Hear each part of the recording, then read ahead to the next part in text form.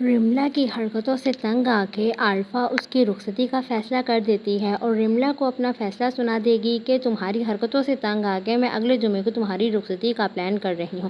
رملا انکار کر دیتی ہے کہ مجھے بھی رخصتی نہیں کرنی، مجھے پڑھائی مکمل کرنی ہے، لیکن عارفہ اب بضد ہے کہ وہ رملا کے پیروں میں بیڑیاں ڈالنا چاہتی ہے۔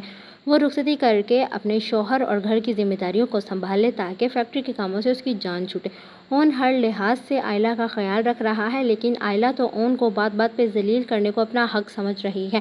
اون اسے کہتا ہے کہ میں نے کل سے کچھ نہیں کہا ہے، میرا دھیان تو تمہاری طرف ہی تھا، لیکن آئلہ آگے سے بڑی بے دل ہو کے کہتی ہے کہ کھا لیتے، میں نے تمہارے ہاتھ نہیں پکڑے تھے یا میں نے روکا نہیں تھا۔ اون کہے گا کہ میرا دھیان سارا تمہاری طرف تھا تو میں کیسے کھا سکتا تھا، تمہاری طبیعت نہیں صحیح اور تم یہ ایسے کہہ رہی ہو۔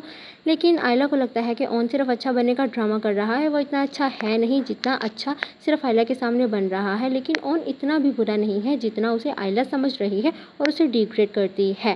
زویا اپنی ماں کو سمجھاتی ہے کہ آئلہ کی باتوں پہ دھیان دینا چھوڑ دو، اسے اس کے حال پہ چھوڑ دو تاکہ وہ اپنی زندگی میں موو آن کر سکے، لیکن شمسہ اس بات پہ راضی نہیں ہوتی۔ وہ کہتی ہے کہ وہ میری سگی اولاد ہے، میں کیسے اسے اس کے حال پہ چھوڑ سکتی ہوں، ایک تو ہمارے ہی ٹکڑوں پہ پلنے والے لڑکے کو اس کے متھے مار دیا ہے۔ بی جان یہ باتیں سن رہی ہوتی ہے، بی جان سے یہ باتیں برداشت نہیں ہوتی کہ شمسہ کیسے ان کے نواسے اون کو ان کے ٹکڑوں پہ پلنے والا کہہ رہی ہے۔ یہ باتیں سن کے بی جان فوراً بے ہوش ہو جائیں گی، بی جان کو ہارٹ اٹیک آتا ہے۔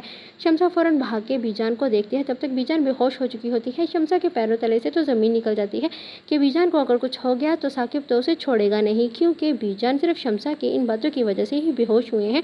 وہ ان باتوں کو برداشت نہیں کر سکی کہ آئلہ اور اون کی طلاق ہوگی، کیونکہ آئلہ اور اون میں تو پہلے ہی نہیں بن رہی۔ آئلہ تو پہلے ہی اون سے بس طلاق لینا چاہتی ہے اور اسے اپنی جان چھڑوانا چاہتی ہے، لیکن اون بھی دل پہ پتھر رکھ کے آئلہ کی ان بدتمیزیوں کو برداشت کر رہا ہے۔